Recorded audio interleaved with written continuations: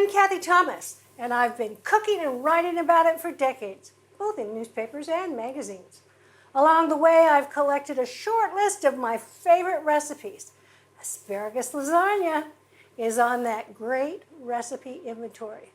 Asparagus and pasta are a perfect couple, with a lovely contrast in flavors and textures. Start by prepping the asparagus, and you want to cut off the tough ends.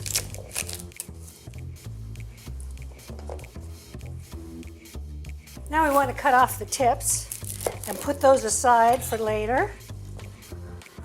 Now the stalks are going to go on 2 rimmed baking sheets. Now a little extra virgin olive oil.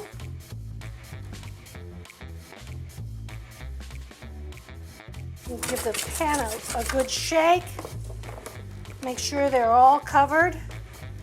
Okay, I've preheated the oven to 500 degrees, so it's really blazing in there. These are going to go in on different shelves, and after 5 minutes, I'm going to switch them, and then it's going to take 5 more minutes, and they're going to be beautifully roasted.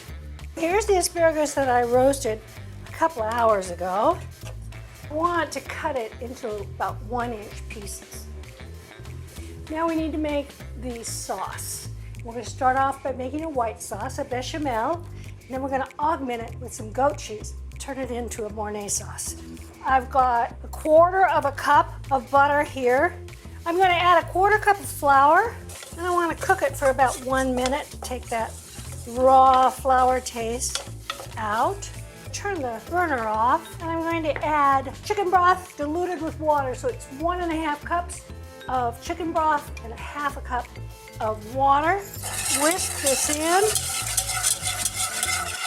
Bring this up to a boil, and then simmer it for about 5 or 6 minutes. And goes 7 ounces of goat cheese. We're going to whisk that. Oh, it smells so good. Turn off the heat. On goes some lemon zest. We want some chopped basil. Now we're going to layer our lasagna, and we're using no boil lasagna. And it either says no boil on the package, or it can say oven ready. But because there's less moisture in this mixture, it needs to be hydrated before it's added, not cooked. It's just simply been in this container and is now pliable. Let's put it together. I kind of like the look of it all fancy in a big gratin pan. So that's what I'm using today. And we're just going to use some nonstick spray. Put in a layer of this no-boil lasagna, kind of a patchwork arrangement. Now we want to put in some sauce. Spread it around. Use 1/3 of the asparagus, and then 1/3 of a cup of Parmesan cheese. Another layer of pasta, and more sauce, more asparagus. So it's 1/3, 1/3, 1/3. You can do this with other roasted vegetables if you want. It's really delicious with green beans. Oh, I know it's not a hot French sundae, but we're going to put whipped cream on the top because it tastes really good. And this is going to turn beautifully browned on top. So remember those asparagus tips that we reserved? Those go in now. And now, an extra 1/3 cup of parm. And the oven is now set at 400 degrees. This is going to go in between 25 and 35 minutes. We want it to be nice and brown on top, and we want it to be nice and bubbling around the edge. It's absolutely gorgeous. If you wanted to make one in a 9-inch pan and another one in another 9-inch pan so that you had one to freeze or to give away to the neighborhood, that would be lovely. Here's a quick tip from Melissa's. I'm a longtime fan of potato salads napped with vinaigrette, but lately I've been riffing on celebrity chef Jamie Oliver's potato concoction. It's over the moon delicious. teamy, crisp roasted spuds with a topping of crunchy vegetables adrift in an oilless vinegar pickle. I started with about 2 pounds of those baby Dutch yellow potatoes. I boiled them until they were just tender when stuck with the point of a knife. That was about 13 to 15 minutes. Then I put them in a colander, let them steam for about 5 minutes to get the water off of them. And notice that I put them in a pan where there's a little wiggle room so that I can come back and do another step later. So I want to take a couple of tablespoons of oil, and this is extra virgin olive oil. Give them a good coating.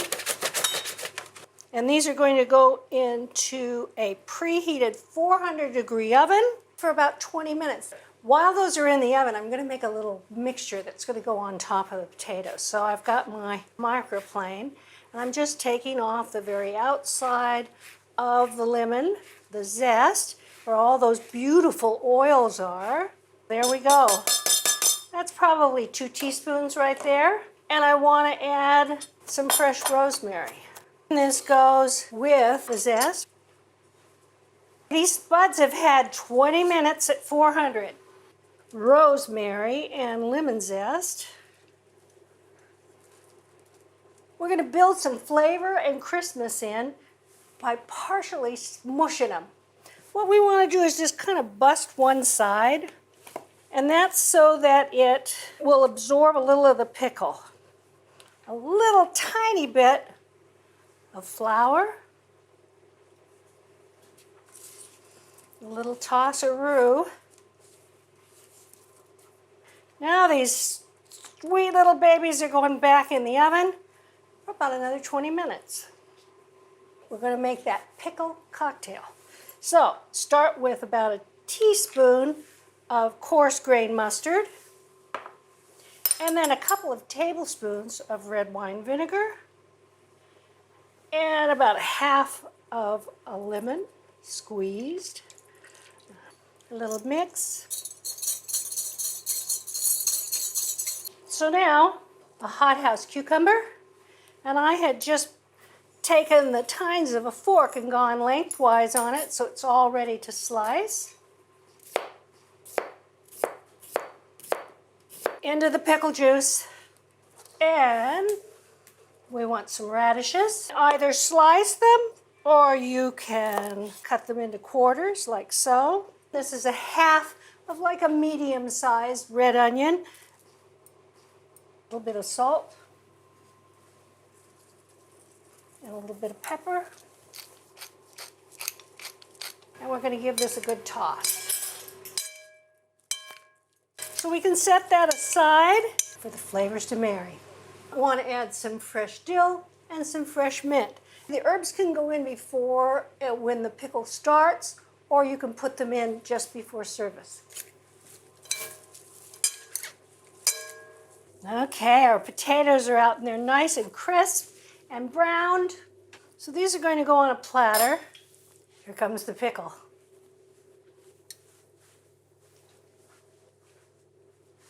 So now the final touch, a little crumbled feta. And I like the one that's seasoned with Mediterranean herbs. It's delicious. The produce aisles are filled with so many delicious choices. Try something new, have an adventure.